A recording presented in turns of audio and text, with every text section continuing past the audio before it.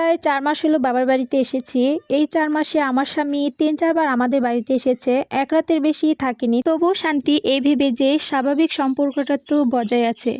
৫ দিন হলো আমার মেয়ে হয়েছে। দেখতে খুবই সুন্দর হয়েছে। মেয়ের দিকে তাকালে সব দুঃখ, কষ্ট, যন্ত্রণা কিছুই মনে হয় না। নিজেকে বারবার অপরাধী মনে হয়। এমন একটা সুন্দর শিশু আমি মেরে ফেলতে চেয়েছিলাম। আমি কি মানুষ? আমার মরণ হলো না কেন? মেয়ের দিকে তাকাতেই লজ্জা করে। কেমন নিষ্ঠুর মা আমি! কি করে পারলাম? আমার শ্বশুর বাড়িতে খবর দেওয়া হলো, তারা এলো না। আমি ছিলাম তাদের মাথার বোঝা। তার উপর আবার হয়েছে মেয়ে। এসে বোঝার উপর শাকেরাটি। আমার স্বামীর খবর দেওয়া হলো, তাকেও পাওয়া যায়নি। তার বাড়িওয়ালির কাছে বলা হয়েছে, যে খবর দিতে গিয়েছিল তাকে বাড়িওয়ালি অনেক কথা শুনিয়ে দিয়েছে। ধোঁকাবাজ, মিথ্যাবাদী এসব। বাড়িওয়ালি বলেছে সে তো এখন বিয়েই করেনি, আবার মেয়ে হলো কেমনে? আমরা আগামী শুক্রবার তার জন্য পাত্রী দেখতে যাব। এসব ফালতু কথা এখানে বলবেন না। মিথ্যা কথা বলার জায়গা পান না? যান এখান থেকে। যে খবর নিয়ে গিয়েছিল সে ছিল আমাদের প্রতিবেশী। সেই লোকই এসে আমাদের কাছে এসব কথা কেঁদে কেঁদে বলল। বাবা, মা, বোনেরা সবাই আশ্চর্য হয়ে গেল। সবাই বলল, আপনি ভুল জায়গায় গিয়েছেন না তো? কিন্তু আমি বুঝতে পারলাম না সে ভুল জায়গায় যাননি, ঠিক জায়গায় গিয়েছিল। আমি কাউকে কিছু না বলে ঘরে চলে এসেছিলাম। বুঝতে পেরেছিলাম আমার কপালে কী আছে।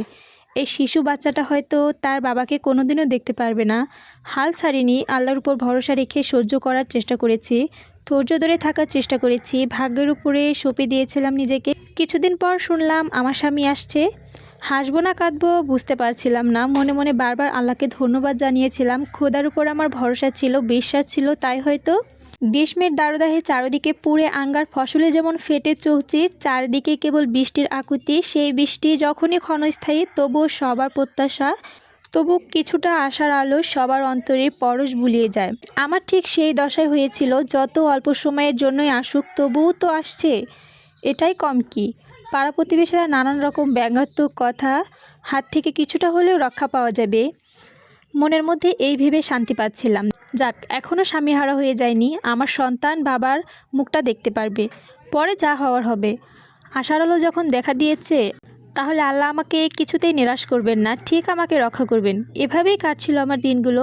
মেয়ের বয়স যখন ৩ মাস হতে চলেছে, আমি আমার বাবার বাড়িতেই ছিলাম। সিজন মাঝে মাঝে আসতো, 2-1 দিন থাকতো, আবার চলে যেত। এবার প্রায় 1 মাস হলো তার দেখা নেই। মনে মনে ভয় পেতে লাগলাম, আবার আসবে তো নাকি আসবে না। রাত যায় দিন যায়, তার আসার কোনো নাম নেই। প্রতিদিনই ভাবি হয়তো আজই আসবে। রাত বাড়ার সাথে সাথে আমার ভাবনাগুলো ক্ষীণ হয়ে আসে। চোখের পানিতে ভেসে যায় ভাবনার তীর। খণ্ড খণ্ড স্বপ্নগুলো আবার জোড়া লাগাতে চেষ্টা করি। অবশ শিশুটাকে বুকে জড়িয়ে ধরে বাঁচার স্বপ্ন দেখতে চাই, কিন্তু চিন্তা চেতনা পিছনে ফেলে শক্ত করে চেষ্টা করে ধরি।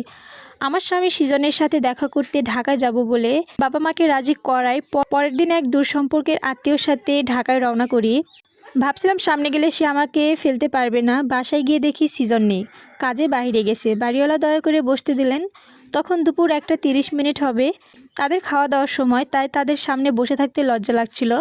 বাড়িওয়ালি একটা লোক ডেকে সৃজনের রুমে তালা ভেঙে দিলেন। আমি যার সাথে এসেছিলাম সে আমাকে রুমে রেখেই চলে গিয়েছিল। আমি আমার মেয়েকে নিয়ে সৃজনের রুমে বসেই রইলাম।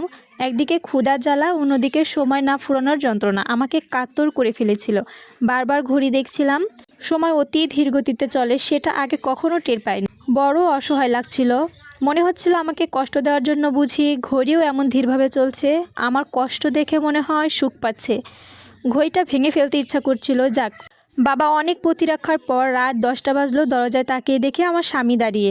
অনেক কষ্টের পর দিন আনন্দ অনুভব করা যায় ভাবতে পারিনি। তাকে দেখে হাসি চলে এসেছিল, কিন্তু যার জন্য এত প্রতীক্ষা, এত আনন্দ, তার মুখে হাসি নেই। রাজ্য সমস্ত মেঘ এবং সুন্দর মুখটা ঢেকে রেখেছে। ঘরে ঢুকে শার্ট প্যান্ট খুলে লুঙ্গি পরে শুয়ে পড়লো সে। পরদিন হয়তো, প্রতিদিনই হয়তো এমনই করে। আজ আমরা তার সামনে আসি, এটা দেখেও সে দেখতে পাননি। প্রতিদিনের নিয়ম মতো স্বাভাবিক কাজগুলোই করছে, তবুও দমিনী। আমাকে সে দমাতে চলবে না। তাই কাছে গিয়ে বললাম, কেমন আছো? এতক্ষণে বোমা ফাটলো? কেমন আছো মানে? তোকে এখানে কে আসতে বলছে? কেন আসছিস এখানে? তুমি এমন করে কথা বলছো কেন?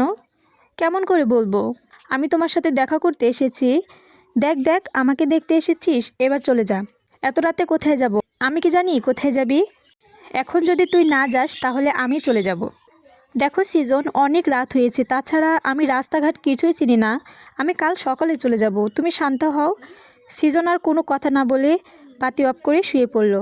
ছোট রুম, ছোট চৌকি নিয়ে সামান্য জায়গায় আমি মেয়েটাকে চৌকিতে শোয়াতে গিয়ে সৃজন লাফিয়ে উঠে, কিরে এখানে শুবি নাকি? হ্যাঁ, তাহলে কোথায় শোবো? আমি জানি না, তুই আমার খাটে শুবি না? তোর সাথে এক খাটে শোয়া সম্ভব না। এ ছোট বাচ্চাকে নিয়ে আমি কোথায় শোবো? আমি জানি না, ওই নিচে বসে থাক। এ তুমি কি বলছো? ঠিকই বলছি, বেশি বাড়াবাড়ি করলে ঘাড় ধরে বাইরে বের করে দিব।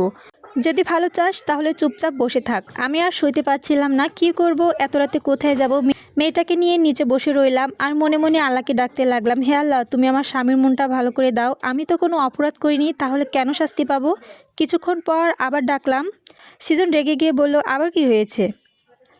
আমি ওকে অনুরোধ করলাম, বললাম, দেখো আমি দুপুর থেকে কিছু খাইনি, আমার খিদে পেয়েছে, আমাকে দয়া করে কিছু খাবার এনে দাও।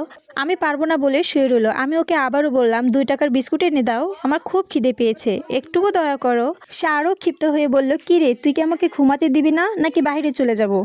আমি আর কথা বলি না, একটা শব্দও করি না। মেয়েটাকে বুকে জড়িয়ে ধরে সারা রাত বসে কাটিয়েছি।